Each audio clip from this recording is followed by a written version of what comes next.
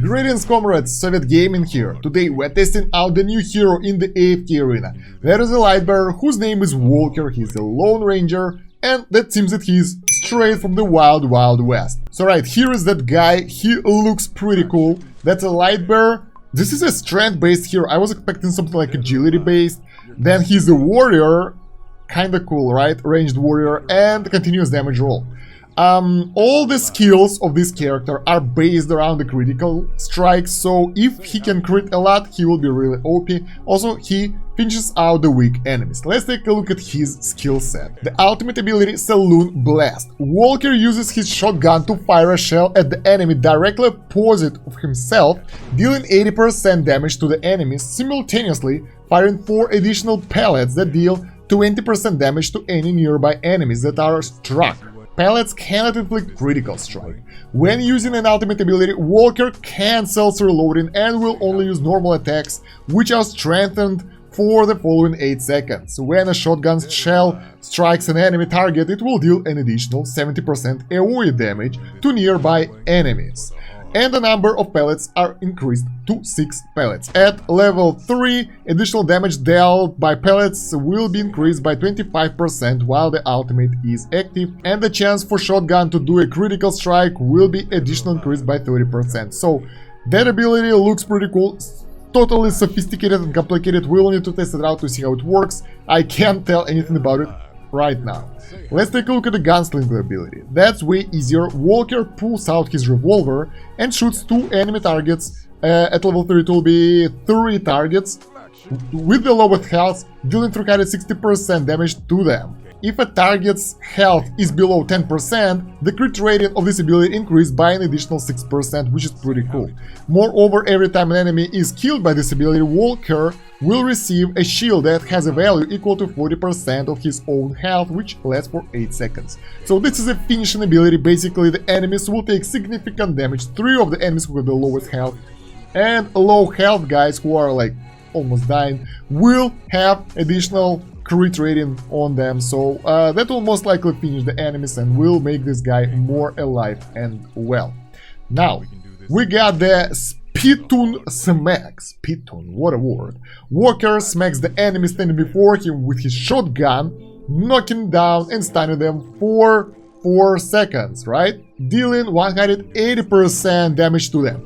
If the enemy is knocked down, Walker then shoots them on the ground, dealing 240% extra damage, and when an enemy is knocked down and shot, they are fatally injured, reducing the damage they deal by 40% for 6 seconds. So I kinda like this ability. First of all, it stuns the enemy, knocking them down, and overall from this combo it will be 420% damage, which is pretty much, that's a good damage right here. Moreover, the enemy after this combo will get a lower damage output, which is pretty cool, specifically if you will be right next to the enemy carry, so that will make the enemy carry way less efficient, while they will take way more damage. Alright, the next ability, which is a passive, the Old Faithful. Every time Walker's attack deal a critical strike, his crit amplification is additionally increased by 2 points, but cannot exceed 60 points. At level 3 it will be 3 points per critical strike, so that means that his critical attacks will be more and more powerful as the fight goes, and it can get up to 60 points, which is pretty crazy in my opinion. So if this guy can be alive for long enough and deal a lot of criticals, his ultimate ability, his finishing ability, and his single target stun ability will do quite a crazy damage. So I'm really curious how it will play out in the team. Now let's move on to the signature item. Raging Bull. Alright, that ability will have additional accuracy. I mean, the signature item will get additional accuracy to your hero. And the main role of this, when Walker's health falls below 60%, his critical rate is increased by an additional 15%. At plus 10 it will be increased by an additional 20%, at plus 20 it will be increased by additional 25%. While at plus 30, while the Walker's ultimate ability is active, every critical strike he deals will extend the duration of the ultimate ability by 1 second and can reach a maximum time of 5 seconds. So that will make that ultimate ability last longer. That will guarantee you to get more critical strikes. Now let's go to the furniture. Actually, I don't really like this furniture set. It's not that crazy. 3 pieces will give Walker an immunity to control effects while his ultimate ability is active, so it's not that crazy good. It's okay, but not that good. Then 9 pieces furniture will give Walker an additional 25% life leech points while his ultimate ability is active. So everything is really tied to his ultimate ability being active, and life leech will help him to be alive and well. So that will allow you to use more of those crit amplification and do more damage to the enemies. Alright, let's go to the Arena of Trials and check out how this character behaves, specifically in one-on-one fighting. Alright, so since he's a ranger, that does mean he's a ranged character, so he goes straight to the enemy, hit him with his gun, and look at that, he's doing damage to everyone. That was a pistol attack, and ultimate ability, here we go, shotgun, shotgun, shotgun, shotgun, shotgun. That is pretty cool, so he's dishing out quite a lot of damage with his ultimate, with his shotgun. Nice, take a look at that. And that does quite a lot of AoE damage as well, so that's like not exactly AoE damage, that's spread cone damage in this case. Well, it's a shotgun, what did you expect? So right, we can see here that it looks pretty good. There we go, the pistol attack does, well, quite a lot of damage for those guys, and too bad that we can see how his crit amplification was filled, but I don't see a lot of critical strikes from him over here, to be honest. Yeah, the critical strikes aren't that crazy, so I don't see him dishing those out all the time, but I like the fire rate of his ultimate ability. So here the enemies are weak, so you don't really see him dishing that out like crazy, but in the actual combat the enemies will be really close and really tough, so that will be a lot of constant damage on the enemy. I really want to see him in action. Let's go and borrow him. So right, we basically have a Lightbearer team over here, so that guy will fit really well. He'll be kinda Lucius, and we will see how much damage he can do. Let's take Belinda here, and Rosalind, and Rosalind will follow him for more DPS. The enemies are not that much stronger, but they are, and I'm really curious to see how it will look like. So there we go, let's see how his actions are when he's facing the actual enemy, the real enemy. So far, I see that the enemies are taking a lot of damage, and bam, again, the enemy died while he activated his ultimate, and I think we should remove Belinda from the team, because she just decimates the enemy as always. Yeah, well, in this fight we can compare his damage to Belinda's. Actually, Belinda totally overcame his damage, because his range is not that significant, and ranged units always are better in the short fights like this one, where the enemies aren't that strong. This is a boss fight, we will remove Belinda and let's put Faux over here. I mean, I don't want to have higher power, I want to be lower power for this case, so we can actually see his impact in the fight. So right, he reloaded, he hit the enemy, he shot him down. That's actually quite a lot of single target damage right there, but without significant boost, like the Twins boost or Haste boost, his damage output right here isn't that crazy. He's just standing there and doing nothing.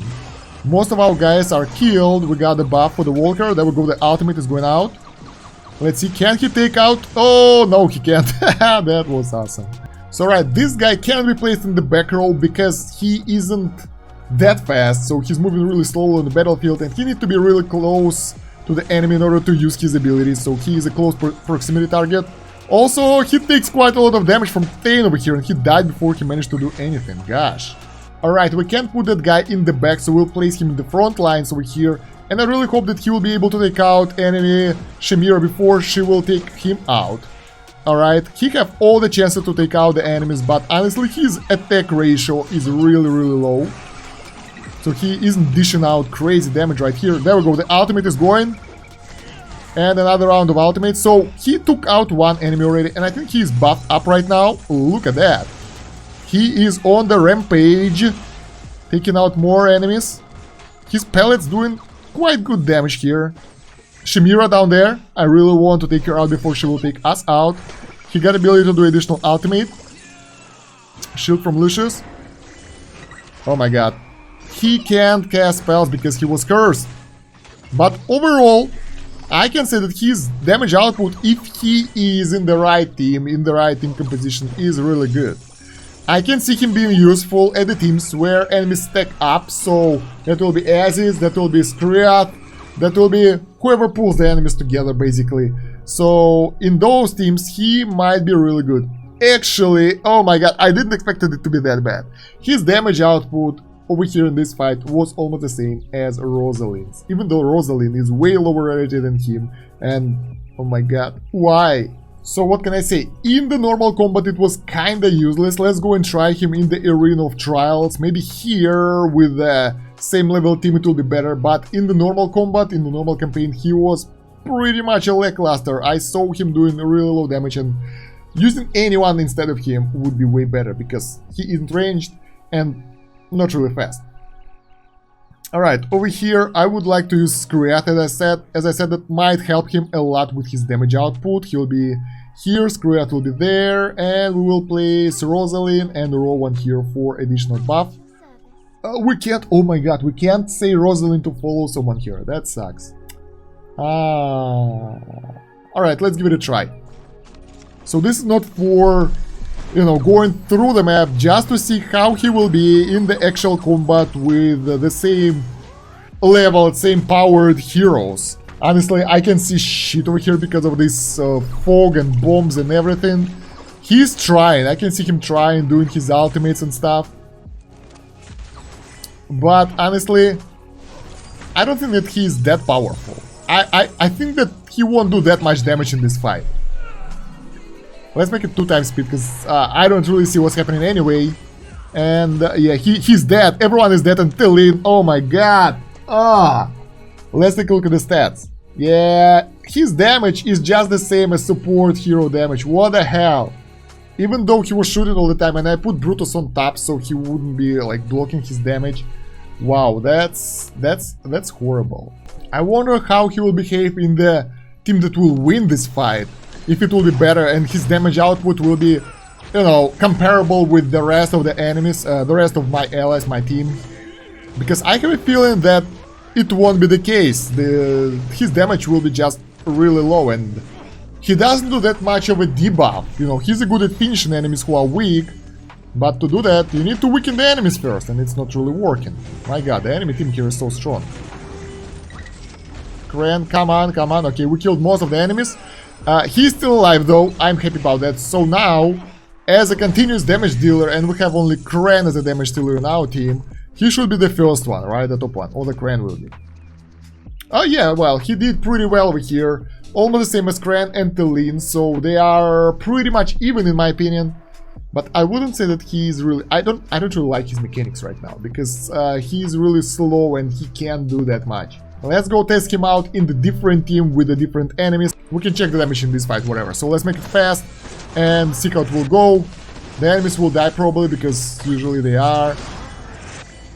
Once again, he's trying, I can see that. I don't really... Actually, I don't really see his damage. Yeah, he's taking Butcher now. But I have a feeling that his damage output won't be as good. Yep, look at that. Peggy, Ethelia, Alna, everyone did more damage than our worker. So, I don't know. He might be useful in some situations, but I don't really feel like that. There is one more enemy team composition and our new team composition that we haven't tried yet, so let's figure out if he'll be good here or not. So we will use those guys right now, and the enemies, well, they're so much weaker right now. And he is at the site where the enemy Mauler heroes are, so he should have additional damage over there. There we go, he is releasing his ultimate right now. I don't really see him over there in the mess. Yeah, he is standing right here, using his ultimate, shooting, but it doesn't seem to be doing anything. Do we have Brutus over there? No, that's Telin. Telin is invincible. That's our Telin. I have no idea who's he shooting. He's dead. He's dead, guys. Oh my god, that is horrible. But we will win this, I think, and we will compare the damage when he died. Yep, his damage output is same as Arthur, the tank. And the enemies had no one who is really powerful there or invincible to damage. So it was Craig, I think, who killed him. But yeah, personally, guys, I don't find that guy that useful right now at specifically with the current Lightbearer teams that you can build. So I don't see his place in the Lightbearer team composition. You can always replace him with Belinda for additional damage. You can always replace him with... who else do we have with Lightbearers? Single target finish and Rain will be good enough. I mean, even Rain would be better in my opinion, because she can buff your entire team with additional damage and everything, and it will be better than him. I don't know, even maybe Thane. I haven't used Thane for Eternity, but I think he will be even better because he's so much harder to kill. And of course, Gwyneth will be good, and you know, Belinda always an MVP. Yeah, I don't feel like he's that good right now, and he is just like our poor old Rigby, totally lackluster, and I don't know how it happened, but I feel that something went wrong, and I think we will test the heroes before they release them, and maybe we don't know how to use them properly. Let me know how would you use that character in the comments, guys, and I think that will be the end of this video. So while we go into the comments, leave a like to this video, share it with your friends and guildies. Don't forget to subscribe to the channel if you haven't yet. Make sure to hit that bell button so you won't miss any new videos. And check the pinned comment and the video description for playlists of AFK Arena hero breakdowns, Discord link, more social media like Instagram, Twitter, Facebook, whatever. I have a bunch of stuff. Sometimes I'm active over there, so you might want to join that. That's about it for now, guys. Thank you for watching. Soviet out. До свидания.